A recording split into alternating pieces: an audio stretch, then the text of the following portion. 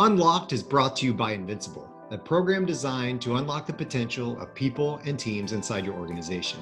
Join companies like Pfizer, Delta, the CDC, Google, and Chick-fil-A, and others in over 116 countries that are currently using this program to increase productivity and develop healthy cultures.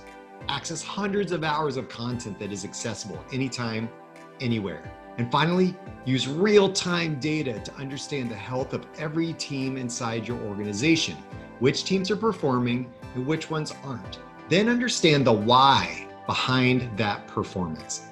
Get free access to Invincible for 30 days by visiting www.giant.tv/30days. In my next interview with Hisham Mitwally, we talk about several things.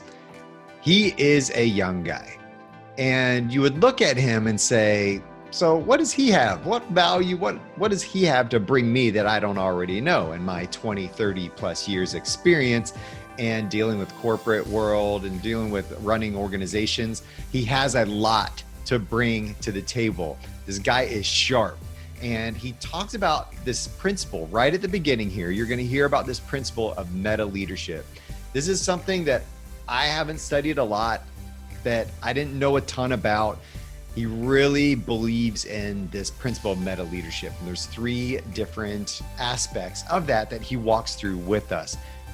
It's really good. So just listen to that and you will get a lot out of this whole interview process. We go on to talk about several things later on.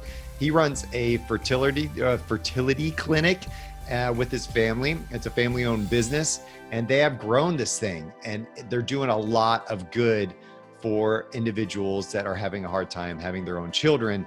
And it's an amazing, impactful interview. I'm really excited to share it with you. So get ready and let's do this thing.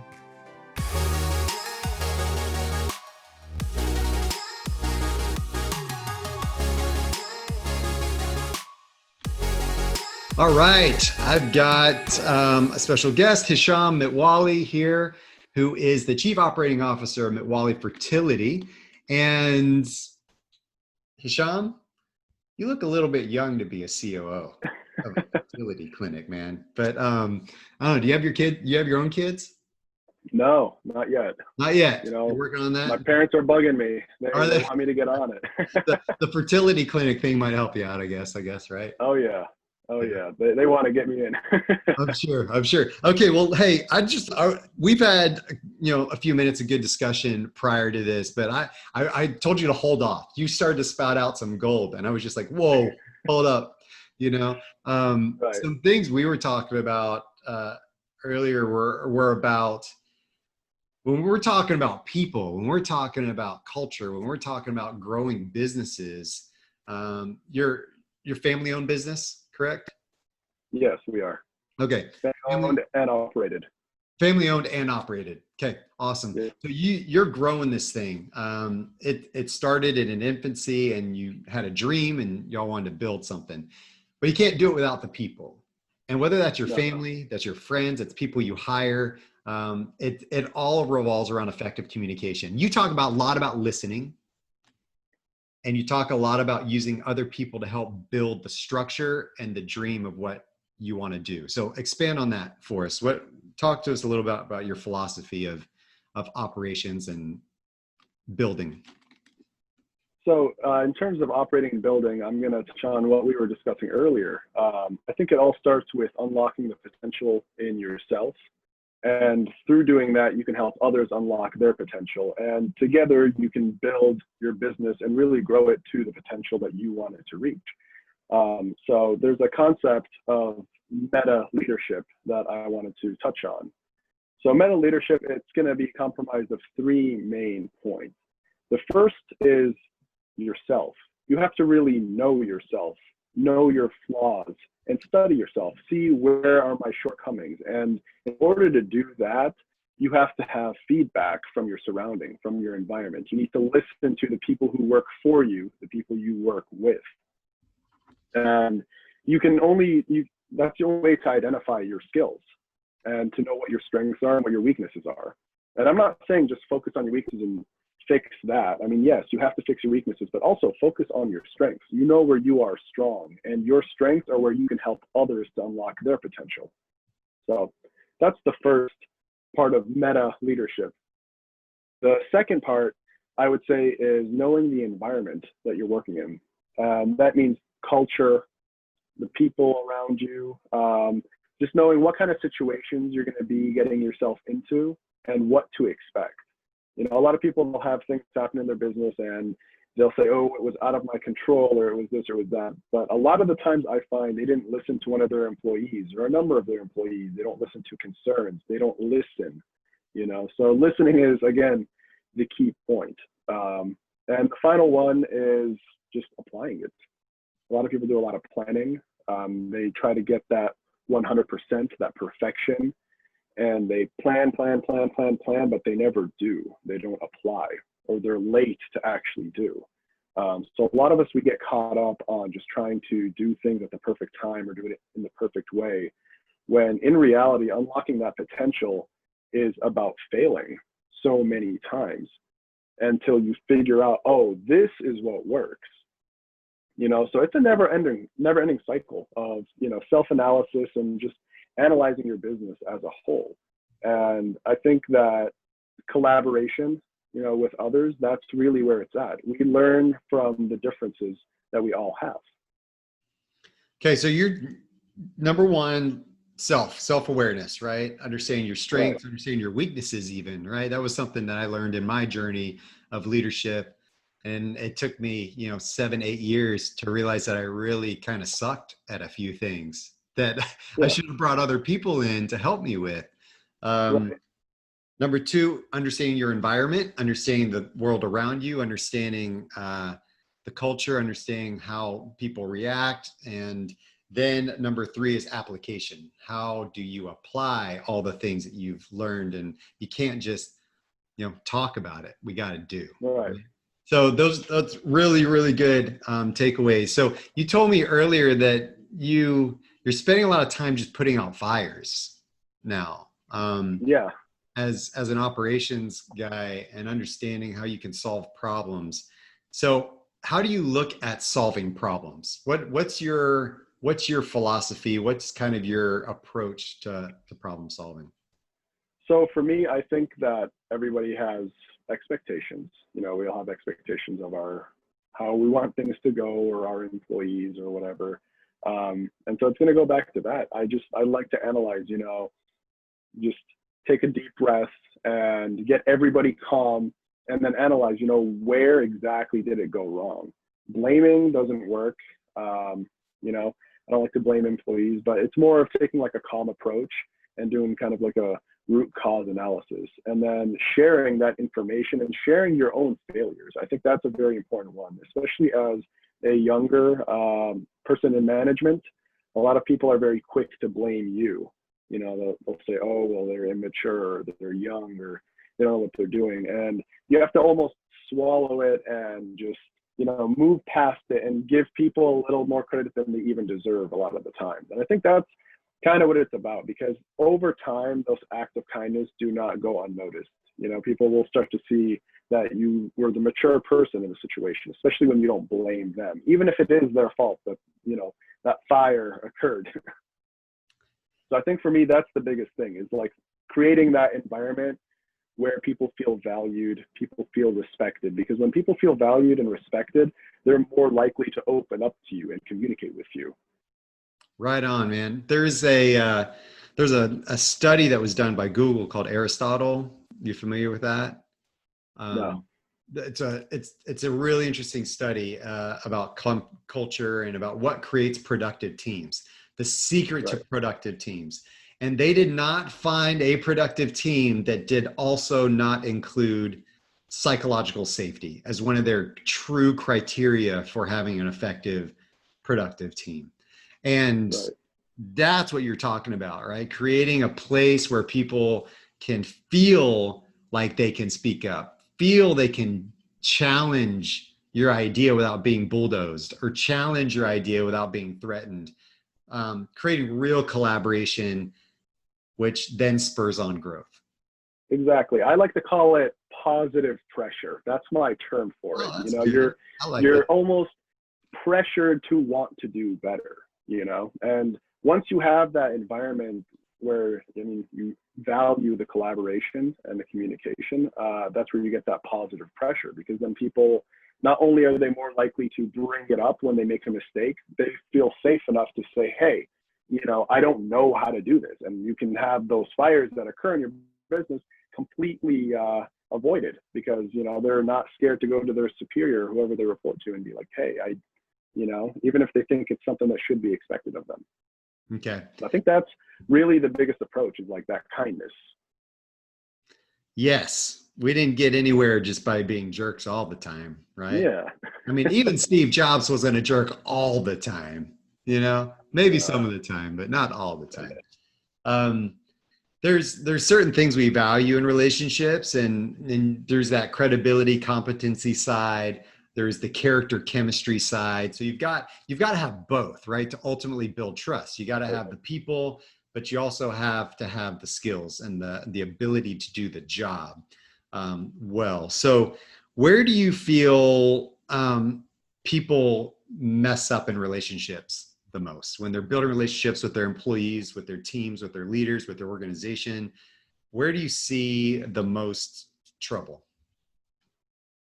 I would have to say that when it comes to management and having certain expectations, they lose the human side of things. They forget to analyze like the psychological portion when they're hiring people, for example, when they're trying to build that team. A lot of times they get very focused on the credentials, on the experience. And that's where I see a lot of businesses failing, because they fail to identify how to create a team. You know, you need to keep in mind when you're going through the hiring process, who's going to work well with who, because a lot of people have conflicting styles, and everybody is human.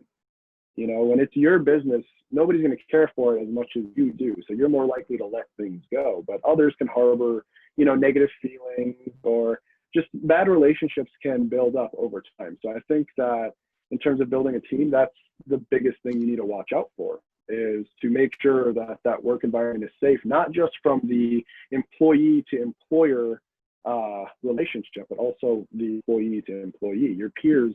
This is who you see. I mean, some people, they spend hours there. They see these people more than they see their own families. So for me, again, it all comes down to that, almost creating a work family. Definitely. We spend all that time with them. Imagine just like hating work all the time. There's people Right. out there that just loathe going to work. And it's not because of the work necessarily, it's because of the relationships. It's because of the toxicity there, or the undervaluing of themselves, or the struggles they have, or whatever it is, and going home every day feeling drained, feeling beat down, feeling discouraged, right? We call it the pit of despair. Feeling like you're in the pit of despair, right? And you're in this hole. And there's other people down there with you too, because you're not the only one, right? And you just sit there and you gripe together. You're like, man, this sucks. Oh no. Yeah. Let's just do the bare minimum to get the job done. Like, there's no fulfillment in that, Yeah. you know? Exactly. And I mean, motivation is one of those things that you're not going to wake up with every day. Nobody is motivated 100% of the time. So when you have that positive environment, and you have like that good routine, something that you're used to, those days where you're not motivated, you're still happy to be there. And it kind of keeps you away from that pit of despair that we're talking about. Well, that's what I talk to a lot about too. And you can talk about this too from the younger generation side is as the younger generations are coming up, and one of the main differences between this and the older generations, even the baby boomers, was that the baby boomers were okay working for the paycheck. They were okay just like having a solid, consistent, steady job, right? Coming out of World War II and just having something that carried their family, that mentality, right?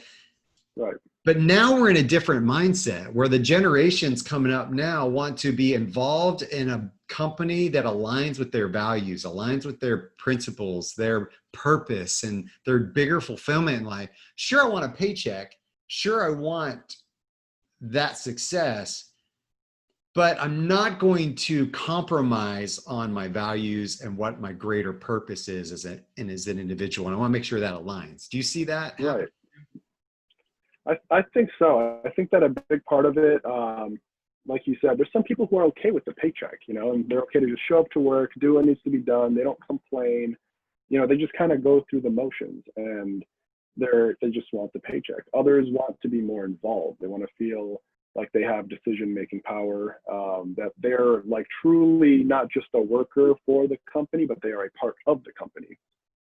And those are the people that we are more likely to look at for managerial positions. They're the ones who are going to move up, because there's nothing wrong with working for just a paycheck. A lot of people, they have a lot more interest and passion in hobbies outside of work, for example. But some of us, work is your hobby, work is your life, and you enjoy it. You have a good time there. And so I think identifying the people that feel that way, and having them do some of the management as well, I think that's a big portion of it too. Yeah. Yeah, right on. So you talk about involving people in the decision making, or in the sculpting of the culture and sculpting of the business. How do you do that? So the way we like to do it, we actually will just hold, it's sort of a formal meeting, but not really. We'll just have everybody come to the break room, and that's going to make decisions, of course. And we'll just run it by and just have a verbal conversation, and I'll usually write things down and make sure everybody's on the same page about every detail, see where we can compromise without upsetting certain people, and just really make everybody feel like they truly are part of the decision-making process. I don't like to make big decisions over email or over the phone. For me, I'm an in-person kind of guy. I know it's a little bit tough with COVID, but we've been making it work.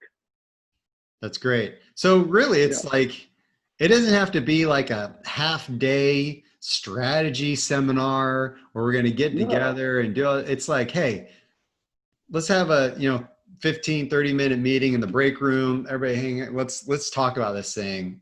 Janice, what do you think? Right. And that's what you talked about earlier too, about making sure people feel safe, making sure people feel like they can speak up in those meetings and contribute and feel like what they say is going to be valued. Now, we're not saying that we have to include everybody's ideas, but we are saying that your ideas are valid, your ideas are good, your contribution. We may not take that this time, but you never know when we will, right? But one thing that I find is that a lot of people don't like to answer the question, why?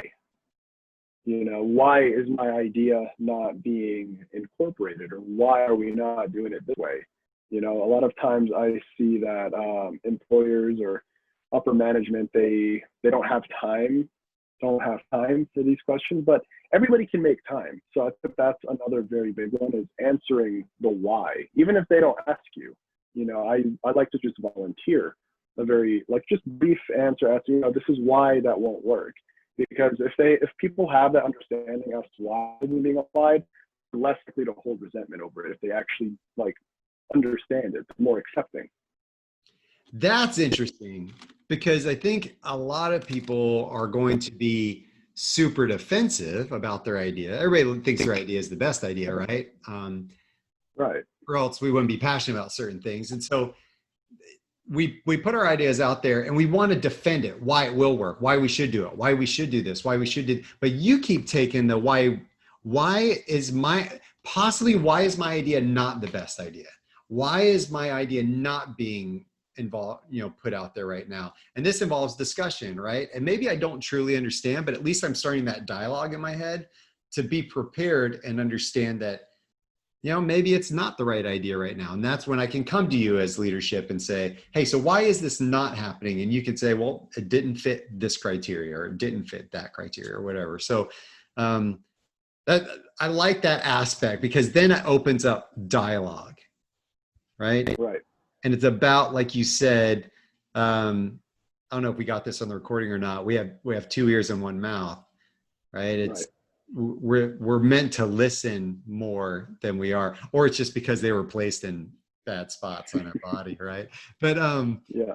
we're meant to listen a little bit more than we are to speak. Yeah. So And to expand on what you were saying about opening the dialogue, and again, that's really what it comes down to, is it doesn't just open the dialogue between you and that one employee, because I like for it to be public. You know, when you answer the why, or you voluntarily answer the why, you do it in front of everyone. You know, there's no hiding. It's an open platform for discussion.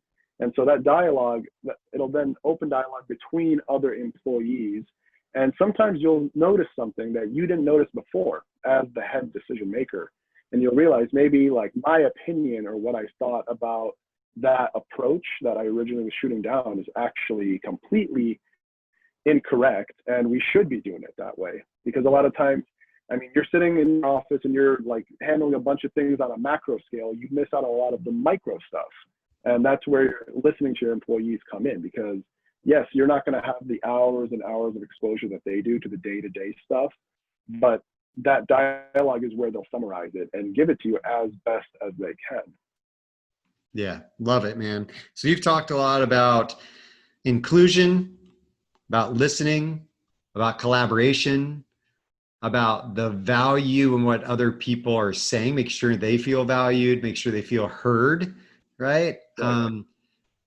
And that is part of the process of solving problems. Yeah. We can't solve problems if we don't listen to what the problem actually is in the first place.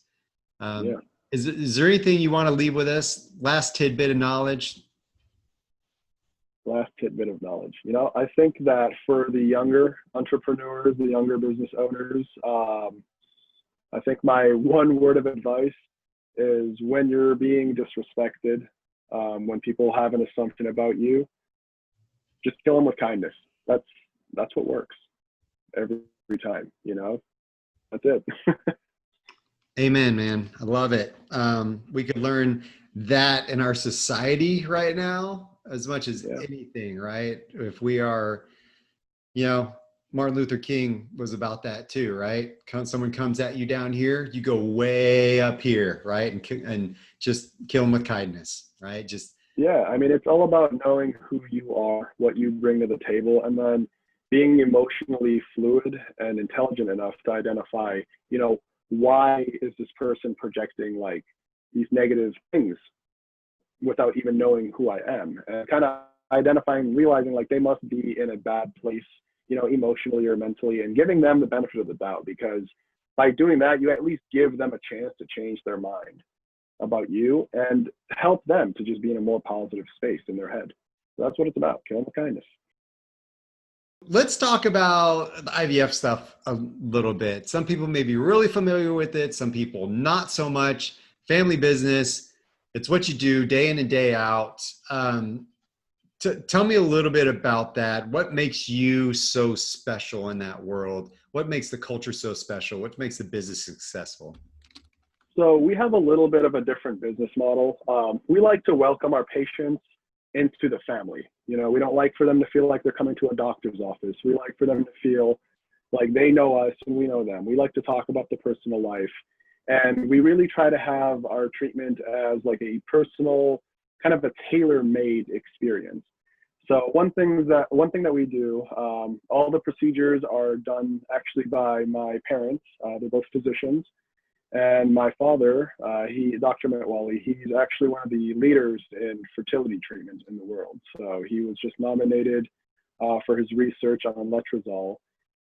He's in actually the top 10 most historical contributions to the field by the American Society of Reproductive Medicine last year.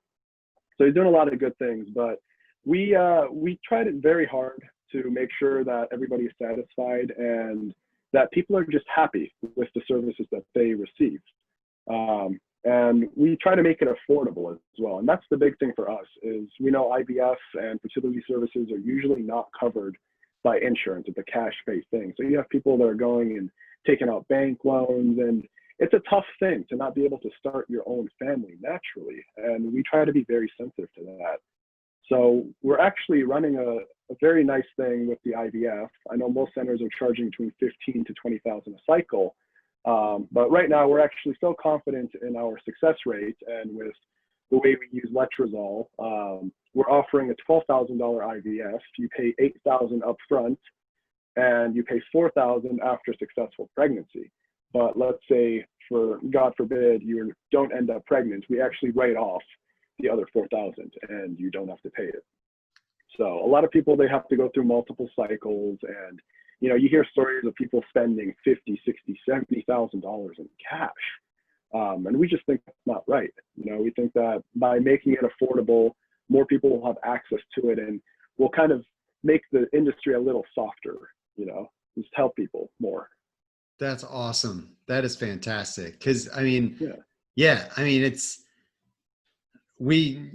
it took us 7 years to get pregnant. We didn't know if we were going to be able to get pregnant, and we went through a little bit of that. Now we ended up having children, but it was definitely something that was like it was a real reality check for us, right? No, you don't think about that when you're younger, right? And then it happens. That's amazing that you guys are doing that type of work, and that you're offering that kind of service for your patients and what you call your patient family, I guess. And they make up part of your culture too, right? Yeah, of course they do. And it goes right back to that listening. I find that I've worked at other doctors' offices before I was working with the family business, and I find that a lot of times patients will actually not tell you a lot of things because they don't feel comfortable. The doctor's office is not a nice place to be in general. So we try to take that aspect out of it and make it more human, make it more family oriented.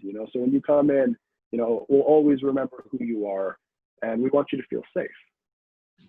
That's great. So how can people find out more about this information, where your clinics are, or how to get in touch with you? So we actually have a website up now. It's just mitwallyfertilityclinic.com. All the info is there. There's a little contact page, and you can shoot us your information and we'll get back to you by email. We actually also offer texting. So we have an office number that you can text, and we'll give you direct access to the physician and whatever else you need throughout the entire time that you are with us. So we try to make it, like I said, just like family. You can text your doctor. Nice. Can I text you at like 2 a.m. ask you how to reset my internet or something? Like, are we that close family? I mean, I'll try to help you out if I can, but really, if it's midnight and we get a text from a patient and we see it, we will answer. It's awesome. 24/7 for us. We're here for our family. That's awesome. Well done, man. Okay. Well, it was good talking to you. I appreciate the offer. I appreciate the exposure to your knowledge, and you got a lot going on. So I appreciate your time. Thank you, Scott. As you can see, not only is his brain in the right place, but his heart. What they are trying to do as a family and as a business is really help people achieve a dream. And what he does with his internal staff, the way that they collaborate, the way that they share ideas, the way that they open up dialogue and discussion is the future of how we need to be doing things. It should have been the past, and sometimes it was, but things are changing, right? A lot of things are changing. The way we listen, the way we collaborate, the way we implement what we hear as leaders is going to have a huge impact on our culture. Thank you for joining me for this interview with Hisham Mitwally. You can find all of my other interviews at scottwaldron.com in my blog section. You can find me on Medium as well if you like to go there. And you can find me on YouTube. That's where all these videos are also hosted. So go there, hit subscribe, share with your friends and family. I would love to get some more perspectives out there in the world. Thanks a lot. We'll see you next time.